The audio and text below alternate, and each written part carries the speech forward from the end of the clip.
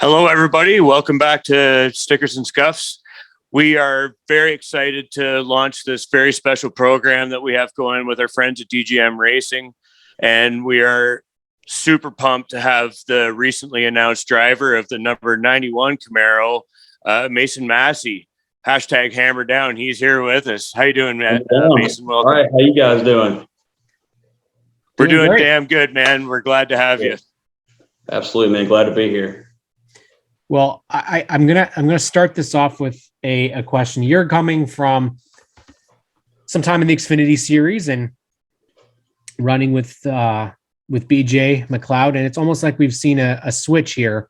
You've got a trade, basically, like in the hockey, right? We got a trade. We've got Williams for Massey. So we're good buddies with Josh Williams. So we got to ask him what's he in for dealing with BJ McLeod. So honestly, I love BJ, man. He's taught me so much. He's a great guy, and we definitely we ended on good terms for sure, and we still hang out. And BJ's a really good owner, and he races on Sunday, so he knows what the deal is. And I think Josh will like him a lot over there. So it's going to be a competition then for the best hair between Josh Williams and BJ McLeod, right? Yeah, I think BJ might have him beat. It's hard to beat BJ's hair, man. That slick black hair. It's hard to beat that. And now, like Cam said, the same can be kind of said in the DGM situation. It's as we've spoken with many of current and former teammates. And now the family, Meg, we're getting to know it's a very family-oriented business, and all about, like you said, your hashtag hammer down. I mean, it's about a lot of in this case, a fairly small amount of people day to day, and then a little bigger on the race weekends. But it's a family business, and it's about people getting together and putting it all together on race day. The family thing is kind of what drew me into Mario. That's kind of how I grew up racing, with my dad and then my mom and my whole family. We'd all travel around the U.S. racing. And after meeting with Mario and Megan, I kind of got that same kind of vibe from them. And it kind of drew me in. And, that's the first time I met them. It was probably 3 weeks ago. And we hit it off really well. And, I'm really excited to be racing for them. It's a big family atmosphere, it seems like. And I'm really excited to get down to the shop and meet the guys and meet everybody else and have a good time.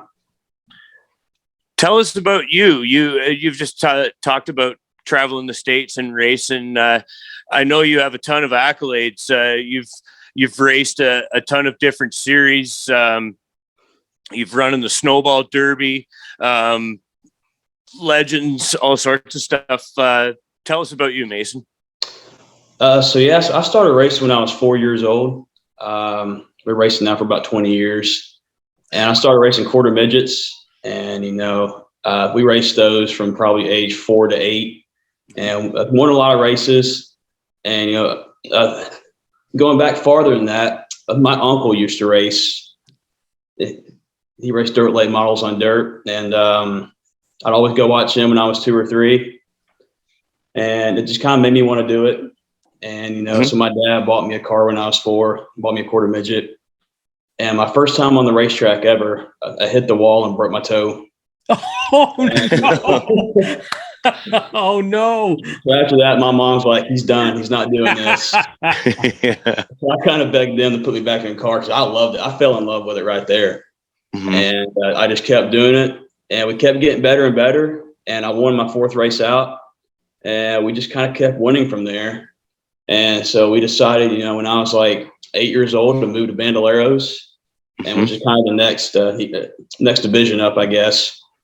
And, we won a lot of races in those. I raced those from probably 3 or 4 years also, and traveled the Southeast and, some around the country. And, I guess I realized I'm pretty good at it. And my dad realized that too. And so me and him kind of came together and we decided to try to chase this deal. and try to keep moving up. And, he made me work on the race car. I learned all about the car, at a really young age, 8, 9, 10 years old. And I'm really thankful for that because it taught me really good work ethic. And it kind of helped me understand every week, what I need in a race car. And, just knowing the car and knowing what to change, what to tell him to do. And, we won a lot of races in those. And we moved to Legend Cars when I was probably about 12 years old. And that's really when, I guess, I started getting noticed a little bit, just racing all over the country in those. We won the Pro Division National Championship. And, we're trying to figure out what the next step was for us. And I raced those for 3 or 4 years also. And I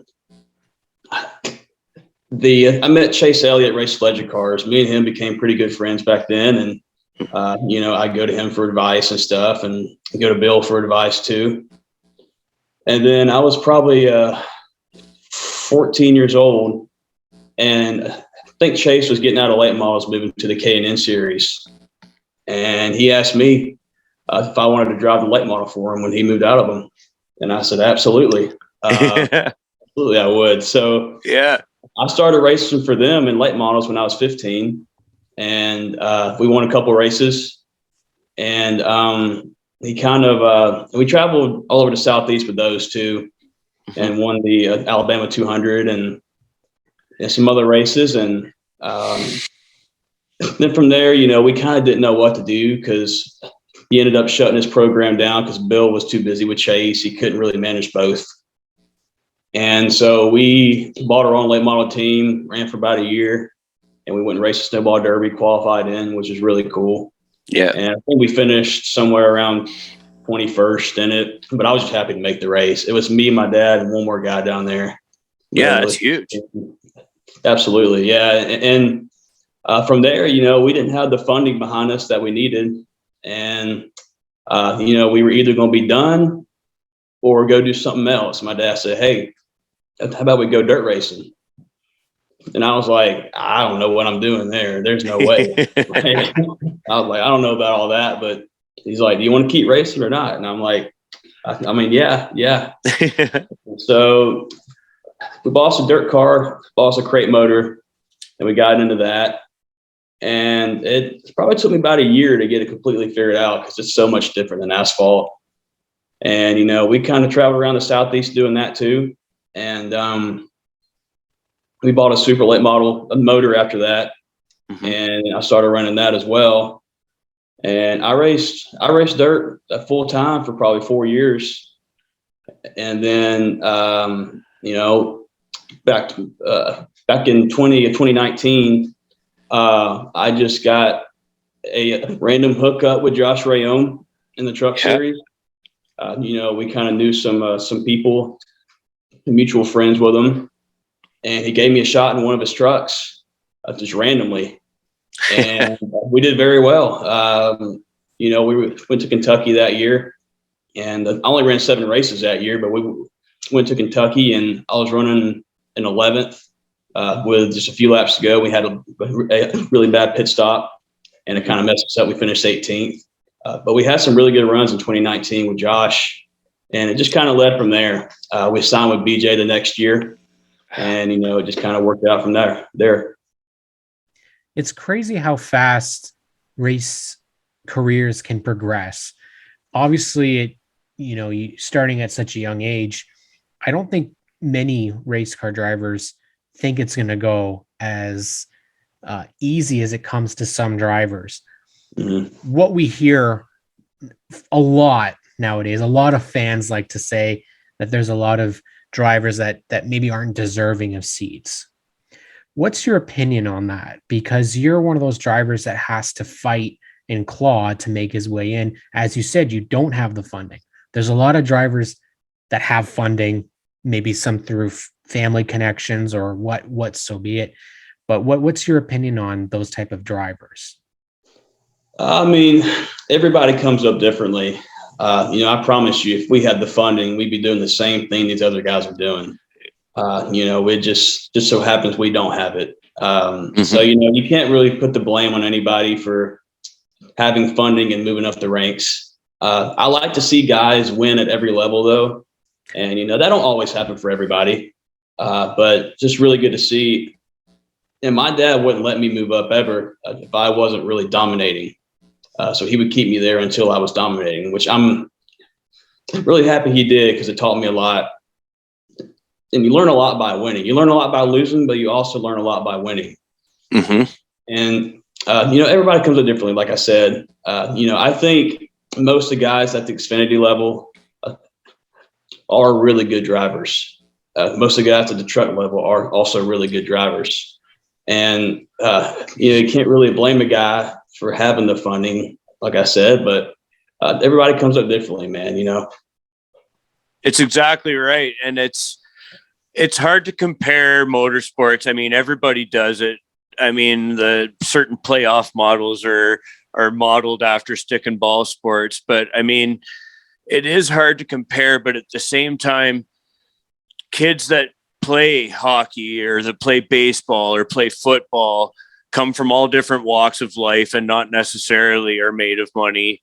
Sometimes they get discovered because of their talent. Sometimes they get discovered because they're put through the system because their parents can afford it. But at the end of the day, it takes all those kinds to make up a roster. And it's the same for racing. And I mean, everybody has some right to be there, be it like you don't get there from having absolutely no talent whatsoever. It just, like you said, everybody comes up different and learns their values differently. And it just so happens that, I mean, I identify with DGM and now I identify with what you're saying. Like, we're brought up, if you broke it, you fix it. And you learn the value of a dollar and what it takes to earn that dollar in every hour of your workday. So that's where we really identify with you guys. And like you said, you've earned that sort of thing, and you've earned Driver of the Year accolades from the Georgia Racing Hall of Fame. And it doesn't go unnoticed. You're building a resume, and now you're having a shot with a team that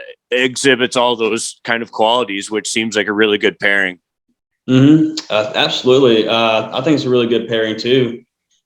And that's one of the reasons, we went with Mario. We talked to a few people in the off season, and his deal kind of aligned with what I was trying to do. And, we're getting a good amount of races with him, and I'm really excited for the experience I'm going to get this year, because it's really hard running part-time. The last 2 years combined, I've ran probably 22 races, I think. And it's just hard to get in a rhythm. It's hard to learn.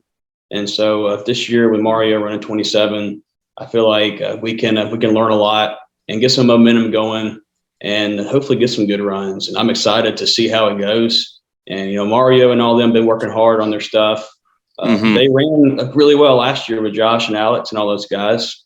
And, I feel like we could be even better this year, hopefully. So we'll see how it goes. They had some rotten luck last season. They just seemed snake bit at times, where it wasn't due to their performance. It was just bad luck, wrong place, wrong time types.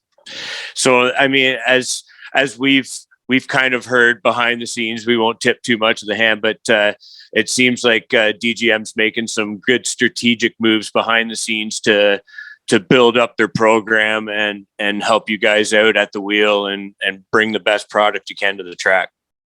I agree. And that's one of the other reasons I was drawn to Mario is I see how hard they're working. Yeah. I see what they're doing, what they're changing, and what they're keeping. And I think it's a good combination what they have going on. They had fast cars last year, but like you said, they had some bad luck for sure. And I saw the fast cars, I was just honestly drawn to them. It was one of those deals. Like I said, we were talking to a few other teams, and it just kept going back to Mario. I mean, me and my dad would talk and go back to Mario every single time. So, I feel like everything happens for a reason, and I feel like we're going to have a good year and hopefully learn a lot. And, we'll see how it goes. But I think we'll probably have some really good runs this year. And that's always the goal, coming into a brand new season. One of the things that Graydon and I with this podcast, we cover mainly small time series in the NASCAR Penny Series up in Canada. And obviously Mario's got a long history there. But obviously when we come to our top three divisions, we have a really big soft spot for the NASCAR Xfinity Series. And it seems as if that a lot of people are starting to take that route. It is one of the most competitive and fun series to watch. So for you heading into this year, what do you feel the competition level is at? I think it's going to be really high. You have a lot of guys coming in, a lot of really good drivers, from the truck series or whatever it is. Austin Hill, Sheldon Creed going to RCR. Those are two really good guys. And, just a lot of other people too. I think the competition is going to be tough. And I think there will be a lot of cars every weekend trying to make the races, probably 45 to 50, which is awesome. And I'm really excited for that. And I'm really excited they're bringing practice and qualifying back too. Yes. It'll help me out a little bit. But I learned a lot in the last couple of years with no practice, no qualifying, because it just kind of teaches you how to acclimate to a track really fast. And I feel like that was beneficial for me. Literal game changer. So, absolutely. Big time game changer. And most of the tracks I had never been to the last couple of years. So it was tough just taking the green flag and going. But I think the competition is going to be high. There's a lot of really good guys and some new teams coming in, but we're ready. We're excited. And, it wouldn't be fun if it wasn't challenging. So we're excited for the challenge and we're ready to get after it. Would you like to see, this is something that was floating out on Twitter the other day, so I have to ask an actual Xfinity Series driver, but there's a lot of talk that maybe what they should do is switch the duels from the Cup Series for Daytona and switch it to the Xfinity Series. Would you be up for doing an Xfinity Series duel? So I'd be up for it. Mario might not. Yeah. I think the fans would like it a lot too. It'd be really cool. It'd be cool to do maybe one time, just see how it goes. Because I always like watching the Cup duels, and I can't imagine how crazy it'd be with Xfinity and trucks. It'd be wild. It'd be fun to do. I wouldn't be opposed to it at all, but I feel like the team owners might have something else to say about it. True story. Mason, we can't thank you enough for your time. We're very excited to see what the season brings. We won't pry too much sponsorship information and other things out here right now. We know that your team has some big announcements and some big things coming down the pipeline, and we're excited to be just a real small part of that. So we thank you for your time and best of luck in this season. We hope to have you back on again sometime soon.